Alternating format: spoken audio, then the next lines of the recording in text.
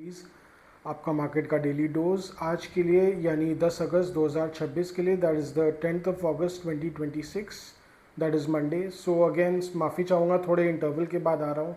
देखिए, मेन ये था कि कहने को कुछ ज़्यादा कुछ था ही नहीं, बिकॉज मार्केट आप जानते ही है एक अजीब से लेवल में ट्रैप्ड हो रखा है।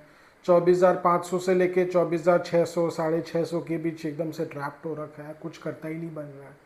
तो ऐसे में ज़्यादा कुछ क्या ही एनालाइज करूँ, it is the main thing all over again. तो बेसिकली मैं अपना डेली रिपोर्ट आज एक बना ही लेता हूँ, तो वही बात है। सो मैं फिर भी सोचा ऐसे तो आज भी मार्केट ने ज़्यादा कुछ किया नहीं, आज भी देखा जाए तो मार्केट थोड़ा सा स्लगिश ही था, बट मैं सोचा स्टिल थोड़ा एक डेली आपका इंटरेक्शन जारी रखूँ। सो बेसिकली अगर आज देखें तो निफ्टी जो है वो 13 पॉइंट्स बढ़कर 24,584 पर बंद हुआ। That is Nifty was up 13 points closing at 24,584। So it was mostly flat only net net basis पे देखा जाए तो। और वही बैंक निफ्टी की बात करें तो वो 60 पॉइंट्स गिरकर 57,687 पर बंद हुआ। That is bank Nifty close down 60 points closing at 57,687। So आप देख ही रहे कि मार्केट थोड़ा सा लैकलस्टर हो रखा है। निफ्टी ऑफ कोर्स खुला भी ऑलमोस्ट फ्लैट ही था। तो देखिए, यूएस मार्केट की तरफ से क्यूज़ कोई वैसे ठीक ठाक ही थे, कोई नेगेटिव क्यूज़ नहीं थे, तो कोई बहुत ज़्यादा बुलिश क्यूज़ भी नहीं थे। एशियन मार्केट्स हालांकि आज ऊपर थे, जापानीज़ मार्केट्स ऊपर थे, बट अगेन वहाँ से कुछ क्यूज़ इंडियन मार्केट्स ले नहीं पाया, बिकॉज आप जानते हैं सब कुछ डीकपल होके रखे हैं। स्पेशली अप साइड में तो काफ़ी डीकपलिंग है। हाँ, अगर कुछ धुलाई उलाई हो जाती है तब तो डीकपलिंग वापस कपलिंग में कन्वर्ट हो जाता है। नेगेटिव न्यूज़ में तो सारे ही कपलिंग आ जाता है, पर positive news generally Indian markets उतना उसको फॉलो अप नहीं कर पा रहे, बिकॉज आप जानती हैं इंडियन मार्केट्स के अपने अपने प्रॉब्लम्स हो रखे हैं अभी। सो निफ्टी ऑफ कोर्स थोड़ी सी बढ़ने की कोशिश की, ओपनिंग में 24,600 के पास गया, नो डाउट अगर स्पॉट में देखे तो, बट अगेन गिर के वापस खिसक गया आज सुबह को ही। सो निफ्टी केम बैक टू 24,500। सो देखिए, बैंक्स में सुबह को थोड़ा सा प्रेशर था आज, सो बैंक निफ्टी में प्रेशर आते ही निफ्टी में भी प्रेशर आ गया। उसके अलावा बाकी सब काउंटर्स थोड़े मिक्स बैग हो रखे थे। आज सुबह से रिलायंस में हल्की सी वीकनेस थी, भारती में वीकनेस थी, कई सारे मेगा कैप्स में थोड़ी वीकनेस थी, जिसके कारण अगेन निफ्टी थोड़ा प्रेशर में था। विजिबली देखा जाए तो एक ही काउंटर आज सुबह से अच्छा कर रहा था, वो है टाइटन कंपनी, टाइटन इंडस्ट्रीज़। तो ये स्टॉक जो आज सुबह को इनफैक्ट आज 5,000 रुपये के ऊपर चला गया, and it has closed at an of course all time high of 5,100 rupees. So ये स्टॉक जो है एकदम हाई पी में अभी भी मेंटेन्ड है। It is valuation point of view से it is a super expensive stock, because देखिए टाइटन एक आज के दिन बहुत बहुत बड़ा ब्रांड है, उससे भी बड़ा ब्रांड तो उसका तनिष्क है। सो कहीं ना कहीं मार्केट उस ब्रांड वैल्यू को अच्छे से डिस्काउंट कर रहा है, उसको वैल्यूएशन दे रहा है टू बी मोर प्रिसाइज। सो उसके अलावा मार्केट में ऐसे कुछ गेनर्स खास वैसे थे ही नहीं। मिड कैप्स में देखें तो पेटीएम का स्टॉक आज रैली कर गया, 1400 के ऊपर चला गया वापस। So that was a green shoot, जिसके कारण अगेन मिड कैप ऊपर था, लेकिन अगेन स्मॉल कैप फ्लैट था एकदम।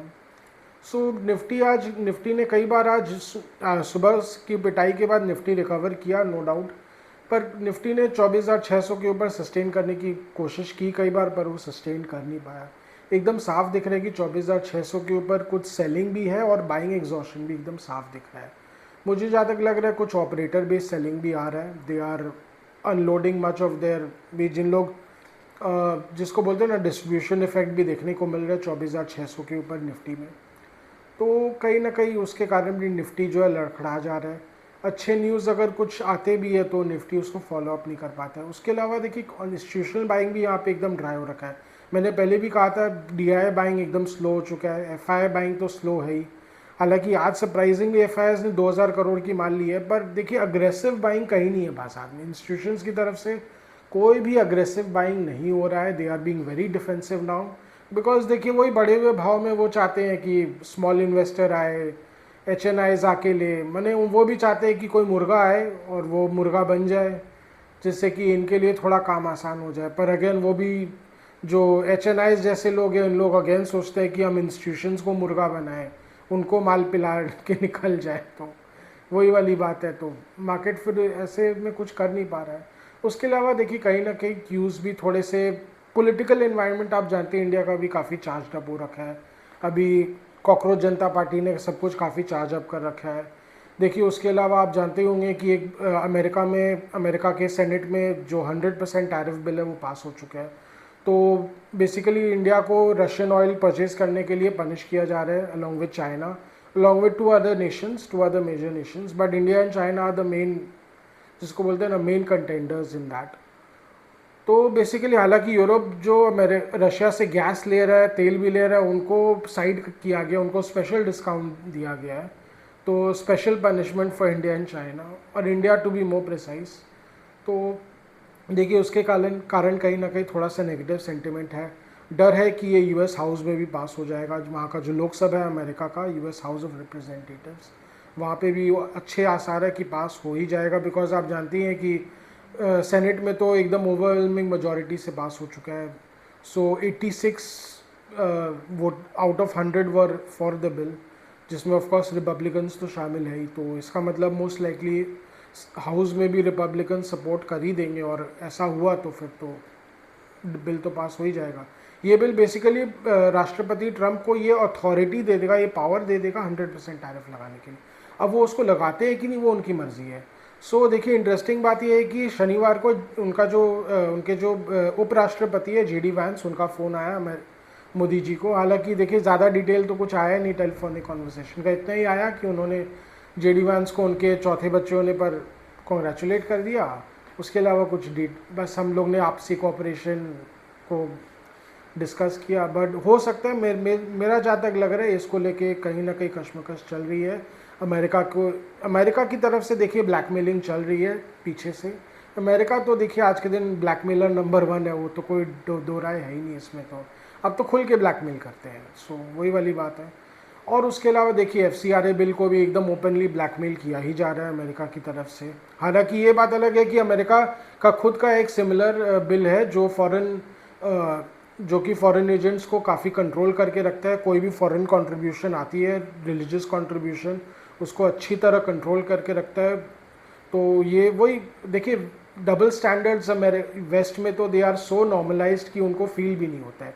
For them it is about playing cards. Rules हम आप पे कोई भी इम्पोज कर सकते हैं, भले ही हम खुद उस रूल को मानते ना हो, because we have the power. So और पीछे से हम रूल्स की दुहाई भी देंगे।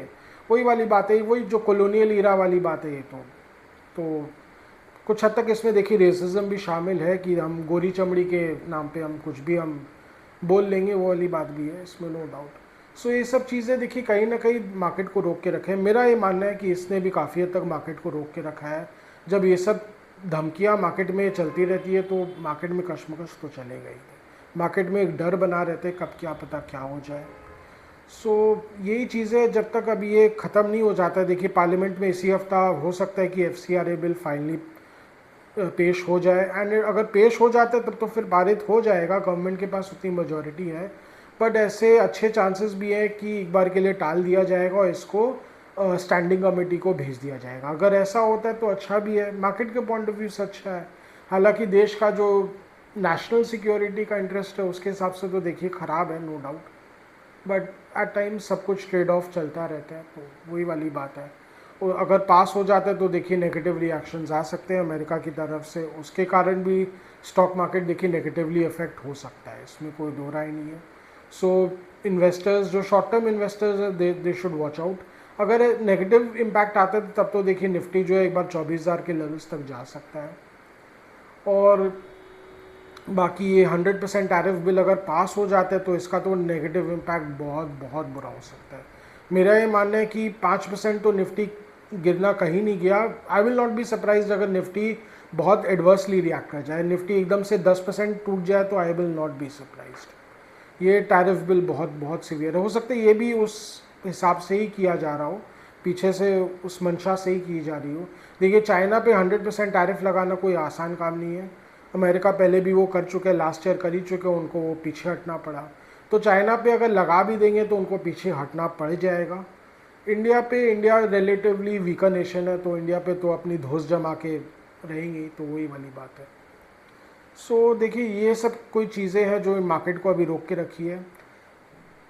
मेरा ये मानना है कि अभी मार्केट अभी ऐसे ही चलेगा। और ईरान को लेके भी हालांकि अब अच्छी न्यूज़ आ रहे हैं कि प्रेसिडेंट ट्रम्प जो काफ़ी उकता चुके हैं ईरान से, अब वो ये चाहते हैं कि बस स्ट्रेट ऑफ हॉर्मुज़ खुल जाए तो मैं विक्ट्री डिक्लेयर कर दूँ, चाहे ईरान का न्यूक्लियर वेपन ख़त्म हुआ हो नहीं हुआ हो, भाड़ में जाए, मुझे फ़र्क नहीं पड़ता है। मैंने अपनी जितनी कोशिश करनी थी कर ली है, बाकी का जो सिर दर्द है वो इसराइल संभालेगा, इसराइल खुद ही संभालेगा।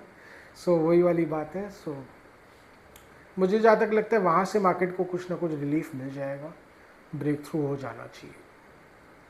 सो यही था बेसिकली, जैसा कि मैंने कहा निफ्टी मोस्टली लाइकली ट्रैप्ड रहेगा अभी 24,500 से लेके 650 के बीच।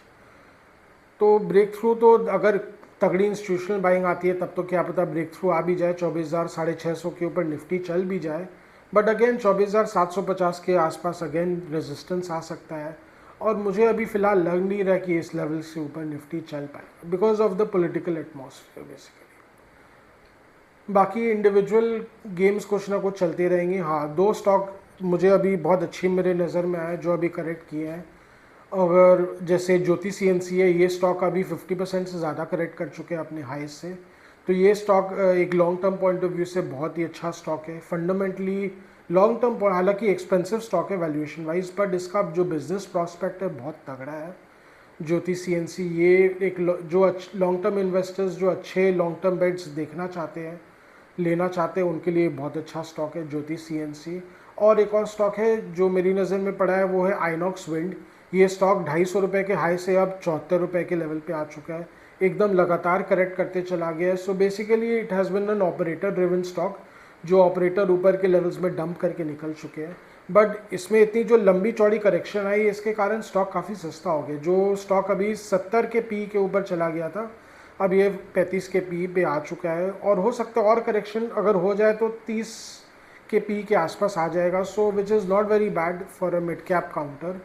तो जो लॉन्ग टर्म अगेन बेट्स लेना चाहते हैं, जो रिस्क अवर्स नहीं है, जो थोड़ा रिस्क ले सकते हैं, उनके लिए अगेन ये बहुत अच्छी अपॉर्चुनिटी प्रोवाइड करता है, दैट इज़ आइनॉक्स विंड। सो यही था मेरा आज का लेखा जोखा। आज का हमारा लेखा जोखा यहीं तक रखते हैं, हमारा डेली व्लॉग यहीं तक रखते हैं। आशा करें कि आपको हमारी डेली व्लॉग्स अच्छी लग रही हो। Do like, share and subscribe to our channel.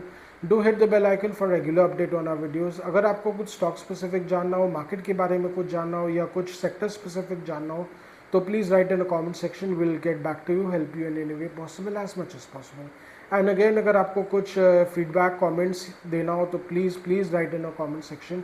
Your comments, your feedbacks are valuable for us. So आज के लिए थैंक यू।